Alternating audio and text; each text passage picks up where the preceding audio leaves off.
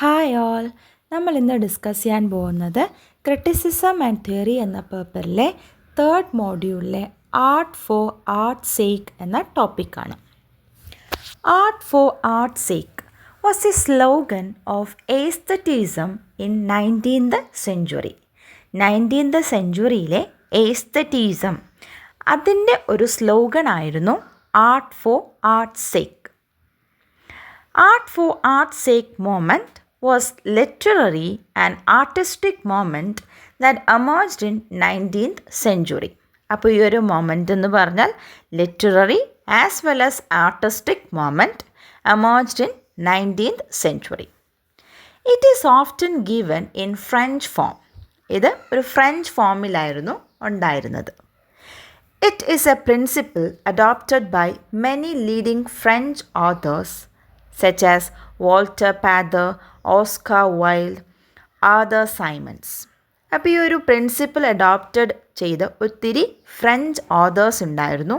അതിലേറ്റവും പ്രോമിനൻ്റ് ആയിട്ടുള്ളവരാണ് Walter Pater, Oscar Wilde, Arthur Symons ഒക്കെ. ഇവരൊക്കെ ഡിക്കേഡൻ റൈറ്റേഴ്സാണ്. Means new group of writers ആയിരുന്നു ഈ പറഞ്ഞ 3 പേര്. ഇനി ഈ ഒരു ഡോക്ട്രൈൻ പറയുന്നത് beauty as an end in itself. എല്ലാത്തിൻ്റെയും എൻഡ് എന്ന് പറഞ്ഞാൽ ബ്യൂട്ടിയാണ് എന്നാണ് ഈ ഒരു ഡോക്ട്രൈൻ പറയുന്നത്. And the moment art for art sake found theoretical support in aesthetics. എസ്തറ്റിക്സിലെ ഈ ഒരു ആർട്ട് ഫോർ ആർട്ട് സേക്ക് എന്ന മൊമെൻറ്റിന് കുറേ തിയറിറ്റിക്കൽ സപ്പോർട്ട്സ് ഉണ്ടായിരുന്നു.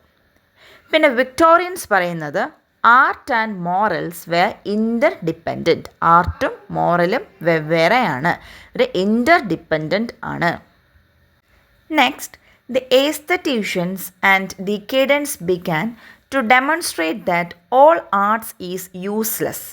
ഈ പുതിയതായിട്ട് വന്ന ആ ഗ്രൂപ്പ് ഓഫ് റൈറ്റേഴ്സും എസ്തറ്റീസും പറയുന്നത് എല്ലാ ആർട്ടും യൂസ്ലെസ് ആണ്. എന്നിട്ട് അവർ പോയിൻ്റ് ഔട്ട് ചെയ്യുന്നതെന്ന് പറഞ്ഞാൽ art is just for pleasure. പ്ലഷറിന് വേണ്ടി മാത്രമുള്ളൊരു സോഴ്സാണ് ആർട്ട് എന്നാണ് അവർ പറയുന്നത്.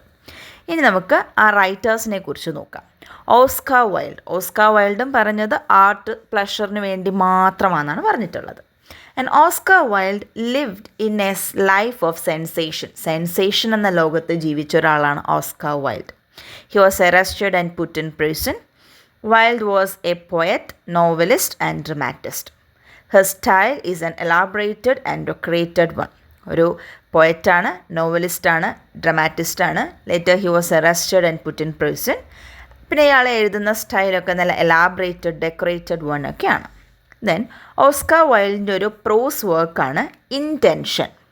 അത് ലിറ്ററേച്ചറിൻ്റെയും ആർട്ടിൻ്റെയും ഒക്കെ ഒരു സീരീസ് ഓഫ് ഡയലോഗ് പോലെയാണ് ആ ഒരു പ്രോസ് വർക്ക് എഴുതിയിരിക്കുന്നത്.